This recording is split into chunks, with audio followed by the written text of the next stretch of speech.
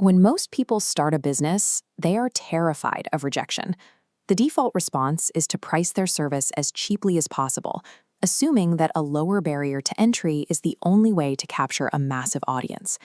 But this creates a middle market where you are trapped competing strictly on price.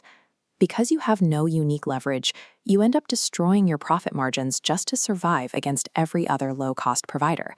This volume game comes with a heavy psychological cost. When a client is ending their last available dollar, the stakes are impossibly high.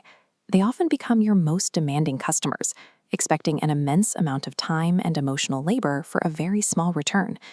If you find yourself struggling to keep up with delivery, the issue might not be your competence. Many businesses fail because their prices are too low to actually support the resources needed to serve their customers properly. Escaping this cycle requires a change in the math. By moving away from the bottom 90% of the market and adding a zero to the price tag, you change the fundamental economics of how you earn. This chart shows the reality of a volume-based model. If you sell a $100 service to 90 people and your operational costs take 60% of that revenue, you are left with $3,600 in profit. Compare that to a premium model where you sell a $1,000 unscalable service to just 10 buyers. Since you are performing the work yourself without new overhead or staff, the incremental revenue, that full $10,000, goes directly toward the business's bottom line. You are serving only 1/9 of the customer volume, yet the business generates nearly 3 times the total profit. This shift decouples your income from the sheer number of people you have to acquire. You no longer need to find a crowd to keep the lights on. High pricing acts as a filter for customer behavior. While the bottom 90% of the market often shops strictly on the lowest available price, the top 10% prioritizes speed and a proven reputation. One home inspection company was weeks away from running out of cash because they were competing with every other general inspector in the city. By rebranding specifically for luxury homes and raising their prices to match that expectation, they increased their margins by 45%. They didn't change the tools they used, they changed the specific type of person they were talking to. There is a common pattern where a $50,000 client creates significantly less operational friction than a $50 client. Because the high-ticket buyer is focused on the outcome, they are less likely to micromanage the process.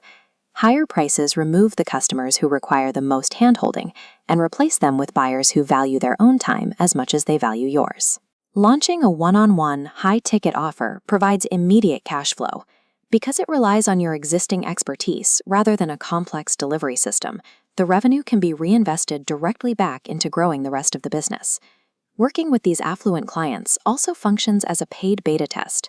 You learn the specific problems of the highest value people in your market, which allows you to refine your products much faster than you could through mass market surveys. This creates an anchor effect.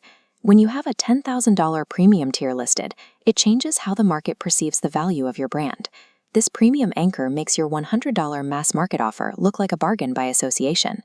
People will naturally assume that the quality required for the expensive service is also present in the cheaper one. An ultra-premium tier serves 2 roles.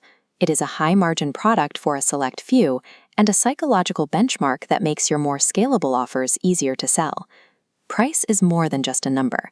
It is a filter that determines who you work with and how much time you spend on support. To find your premium offer, look at what you currently do and ask what you would include if you were forced to charge 10 times more.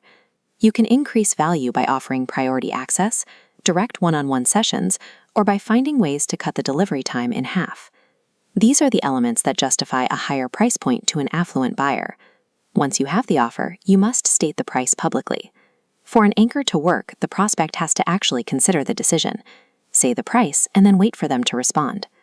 Capping your supply and raising your prices forces you to focus on the elements of your work that solve the most significant problems for your clients. If you find this valuable, please make sure to follow and subscribe. Rise Raise.